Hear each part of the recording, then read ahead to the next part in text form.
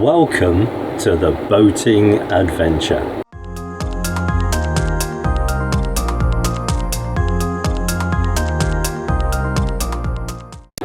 A very good morning to you. It is Saturday the 1st of November 2025 and I've come over to the Swamp Duck for a few days.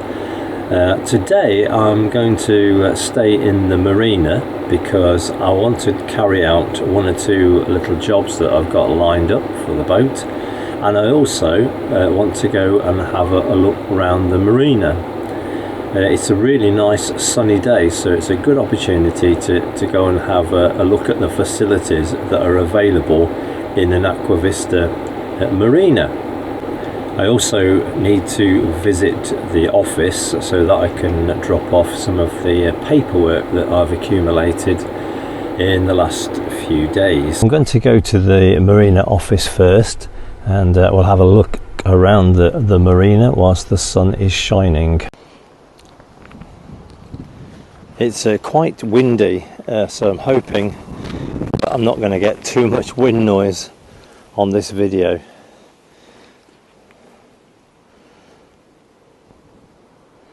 The Swamp Duck is tucked behind that narrowboat.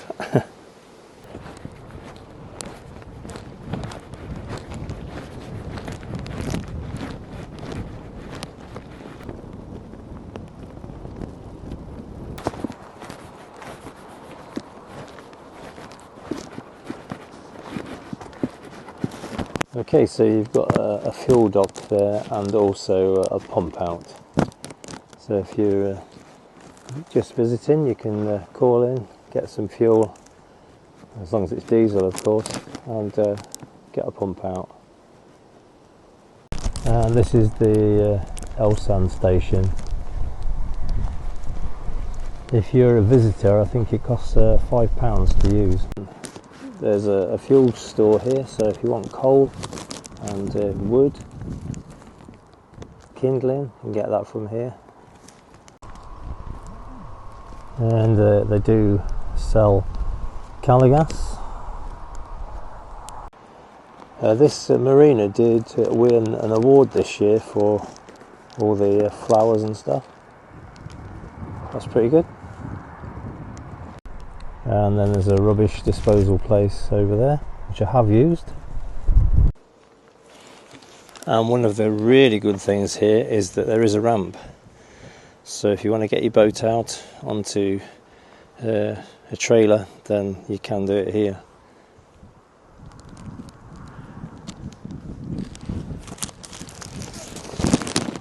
Some storage boxes.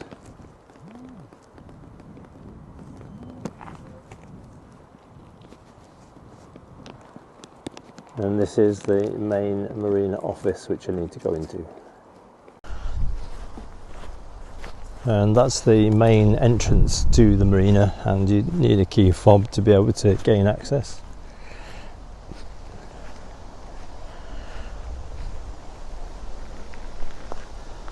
There are some mail delivery boxes for people who live here all the time.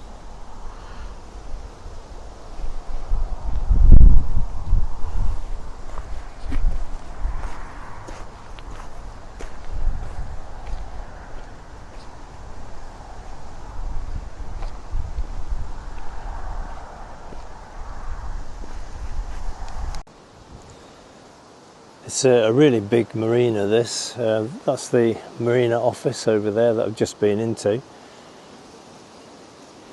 The entrance off the Trent and Mersey Canal is just the other side of that island.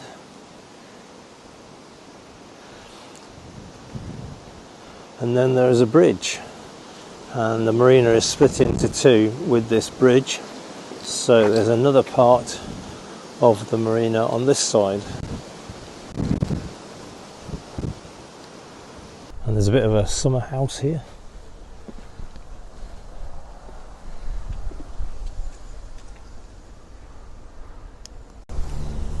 Okay, so where you see those two white poles, that's where you go back under the bridge to the other part of the marina.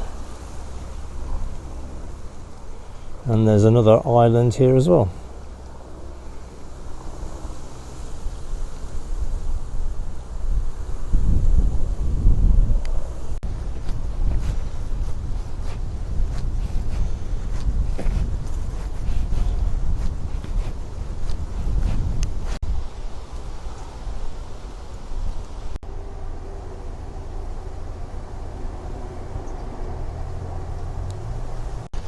And then this is a facilities block. You've got washing machines and toilets here.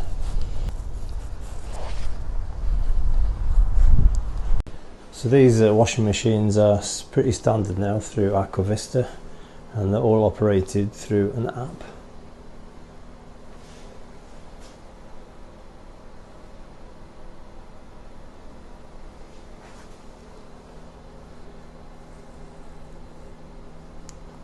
There are 3 or 4 of these shower rooms available.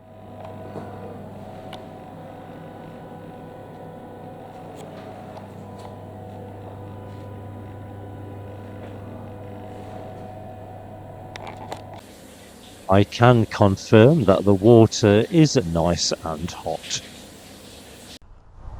And there is a dog wash, Sandy, next time you're here.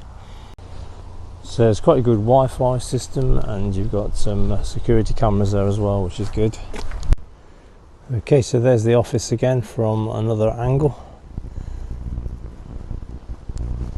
The roadway around the marina is basically in the form of a figure 8 with that bridge in the middle, and the entrance to the marina from the Trent and Mersey from the top of the figure 8.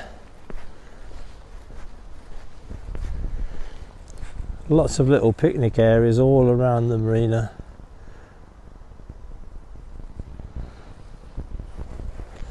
Loads of security and well covered with Wi-Fi.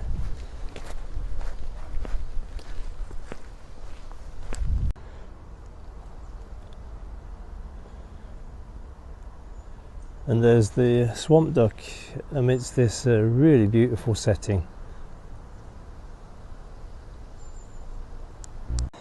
And I'm right on the end of a row of moorings, and I did have to pay a little bit extra for that.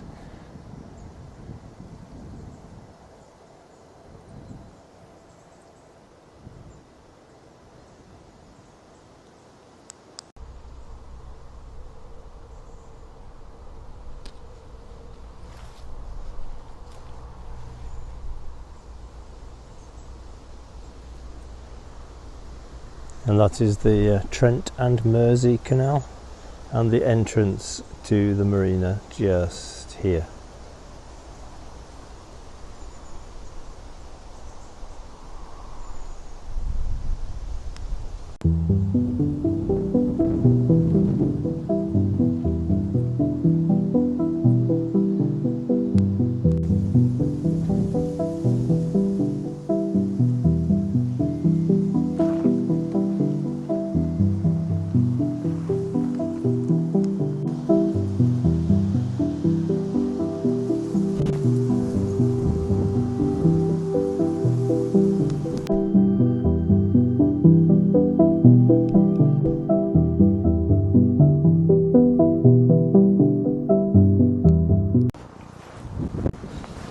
This pontoon leads to the island, or one of the islands.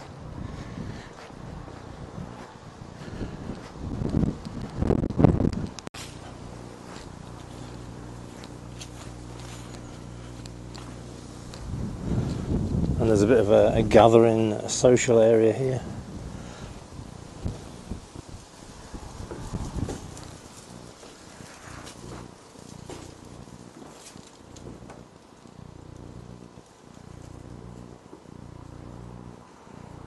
And a barbecue area. So it's very well set out.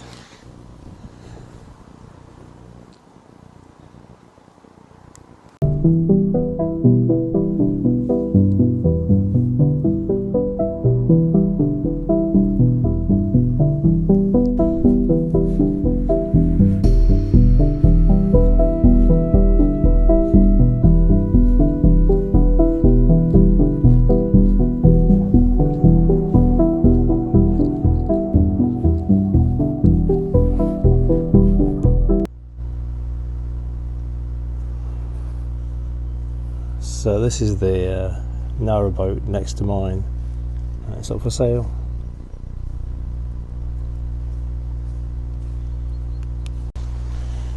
Okay, so I hope you've enjoyed this little look around the marina. It's a lot bigger than I anticipated. It's a good walk around all of it. There's loads of areas where you can sit and relax, take some photographs and read a book. It's really nice. This will be the fourth marina that the Swamp Duck has been based at, and then also on a CRT mooring at the side of the canal. This is probably the most rural setting that it's been in, and although there are lots and lots of boats here, the way it's set out, it doesn't feel cramped. And you've got all the facilities that you would expect, with electricity and water taps readily available.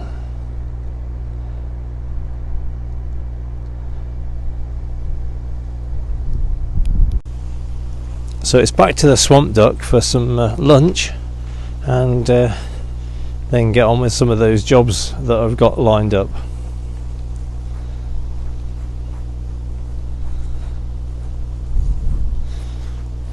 This is the boat next to me that's up for sale. It's one of the Otter boats, aluminium narrow boats.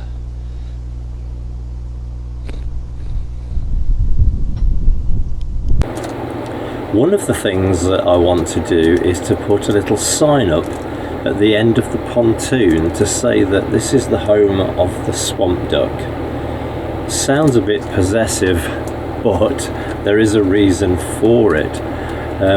When we were at a previous marina and had gone out on a long journey, when we came back we discovered that there was a boat moored up on my allocated pontoon, which meant that we were left bobbing up and down in the water with nowhere to go. And it just so happened it was a day when the marina office was closed, and also that the manager wasn't actually around anywhere close by. There was an emergency number to ring, so I rang that, and that just took you to a central office at Long Eaton, and obviously they didn't really appreciate what was going on. And all the chap could do was to say to me, "Oh, well, can I take your email address and your phone number, and I can get back to you," which wasn't a lot of use because we were desperately trying to stop the boat from disappearing to the other side of the marina and into a bank or another boat, because we got nowhere to moor up. After a bit of toing and froing, I did manage to get a phone call from the marina manager, who was most apologetic and said that they had made a huge mistake. They had moved a boat into my pontoon because they were trying to consolidate the spaces that were used and the ones that weren't used, so that during the time where the locks have been closed, they could offer a safe haven to people who were stuck on the Ashby Canal. And so I can understand why they did that.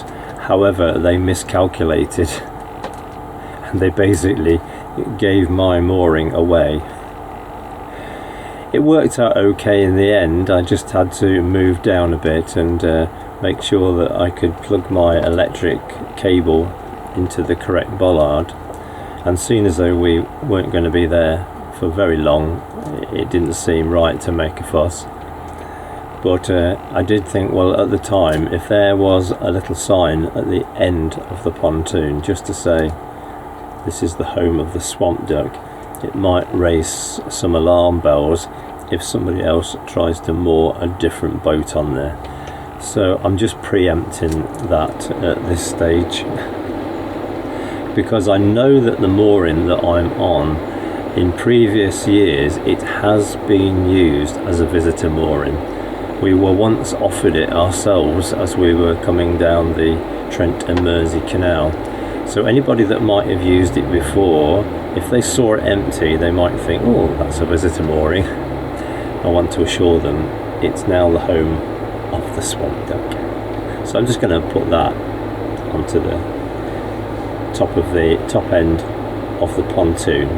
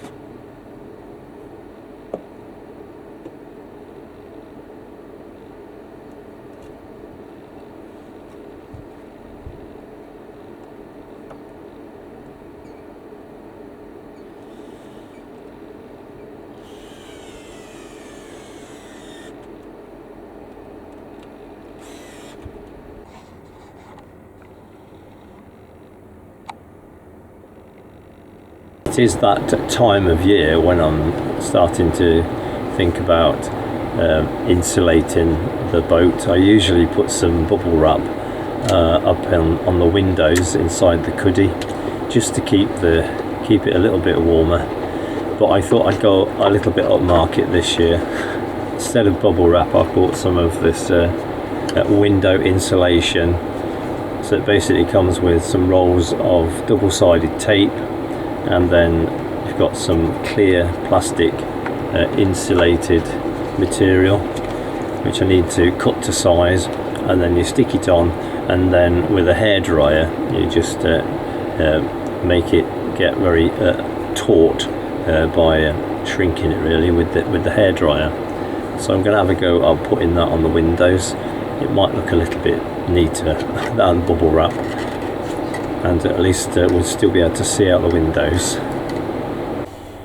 Okay, so that sign looks good, and hopefully that will do the trick and nobody will end up mooring on this pontoon. So the next job is to have a look at doing the windows, and this is the package of stuff. Yotache window insulation kit, and it comes with 3 rolls, I think, of this double-sided tape, and then that is the film itself, and it's got double-sided tape already on the top part of it. So according to the instructions,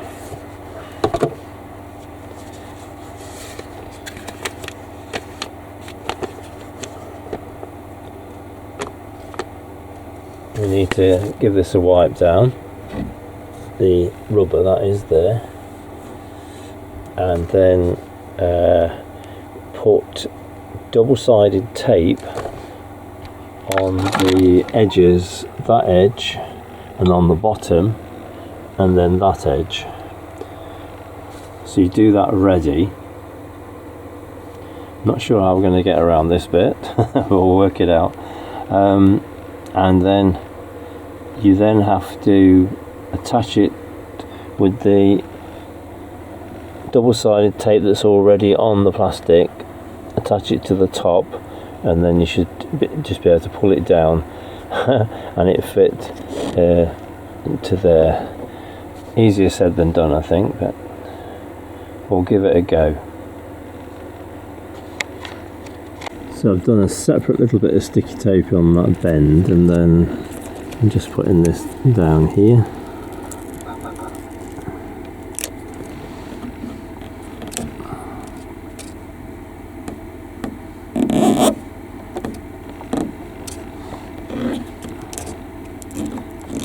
Okay, and then I have to go along the bottom here.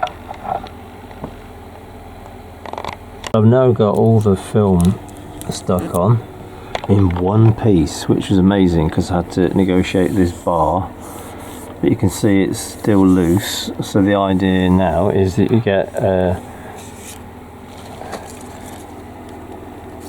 hairdryer and you just blow it for a bit and it should shrink to fit. We'll give it a go, see what happens.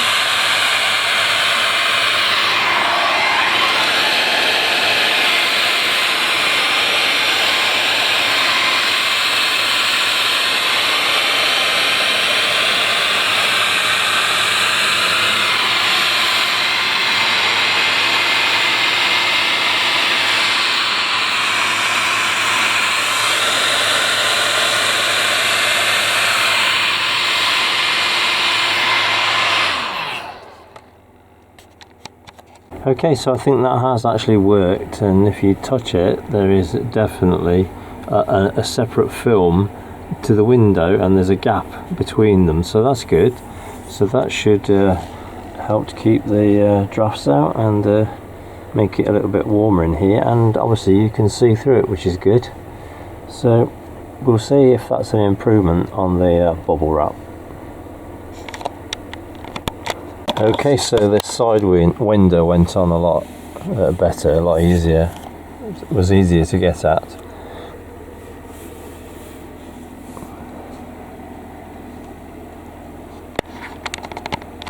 I have been given, thank you Steve, an iPad which I can use on the boat.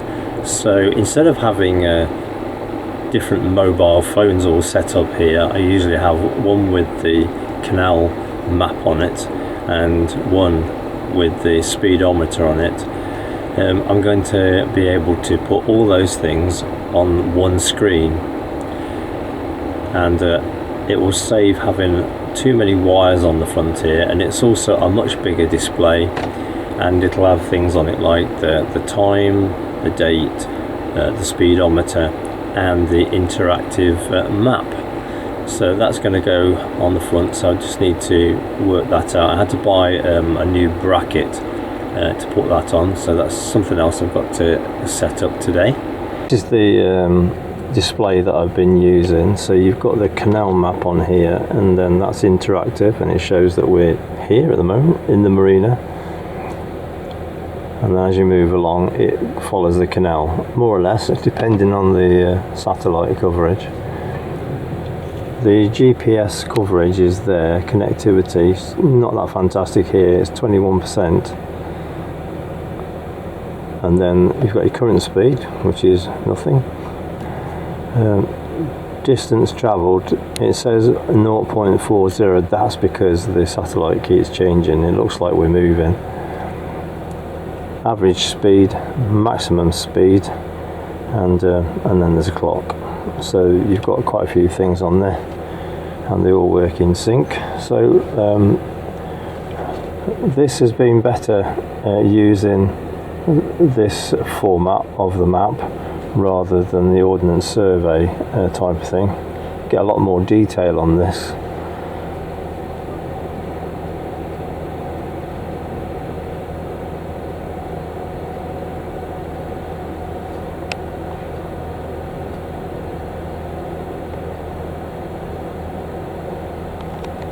When I was shopping in Aldi a few weeks ago, I noticed that they'd got some of these on sale, these rolls of insulation.